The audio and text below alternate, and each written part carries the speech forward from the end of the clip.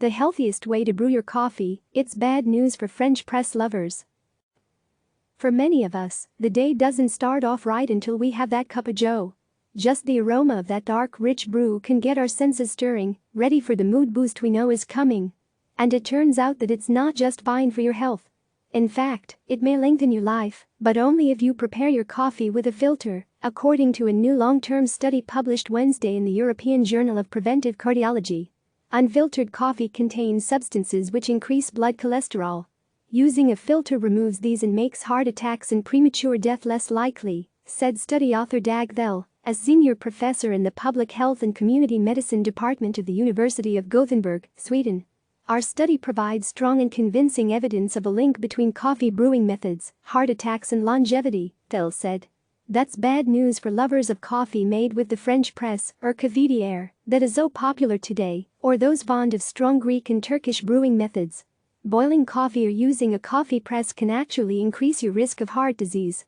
Unfiltered coffee, like Greek and Turkish coffee, which is boiled, or coffee made in a French press, contain higher amounts of cafestol and caweol, chemicals found in oil droplets floating in the coffee and also in the sediment, said registered dietitian Lisa Dreyer, a CNN Health and Nutrition contributor. Studies have shown that these substances can raise triglyceride levels and LDL cholesterol levels, Dreyer said. So stick with filtered coffee, such as a paper filter that you would use in a drip brewed coffee, which can help to trap these chemicals. Drinking filtered coffee better for health. The new study followed over 500,000 healthy Norwegian men and women between the ages of 20 and 79, over a 20-year period. Results showed drinking boiled or pressed unfiltered coffee raised the risk of death in men aged 60 and above due to elevated cardiovascular mortality. But drinking filtered coffee, that through a paper filter, for example, was found to be healthier than drinking no coffee at all. Filtered coffee was linked to a 15% reduced risk of death from any cause, a 12% decreased risk of death from cardiovascular disease in men, and a 20% lowered risk of death from heart disease in women when compared to drinking no coffee. In fact, the study found those who drank 1 to 4 cups of filtered coffee per day had the lowest mortality rate. The finding that those drinking the filtered beverage did a little better than those not drinking coffee at all could not be explained by any other variable, such as age, gender or lifestyle habits. So we think this observation is true, Thelle said. Evidence-based recommendations. The findings echo other research highlighting coffee's health benefits. According to the American Heart Association, filtered coffee can sharpen your mental focus, boost mood and improve performance during exercise. The British Medical Journal published a huge umbrella study in 2017 that looked at over 200 meta-analyses of the health benefits of coffee, and that found drinking 3 to 4 cups of black coffee a day provides the most health benefits overall. Those included lowering the risk of heart disease, numerous types of cancer, and neurological, metabolic and liver disorders, as well as overall mortality. Other studies have found coffee reduces the risk for melanoma, heart disease, multiple sclerosis, type 2 diabetes, liver disease, prostate cancer, Alzheimer's, computer-related back pain and more. Of course, nothing is perfect. There are some reasons you may want to limit or avoid coffee.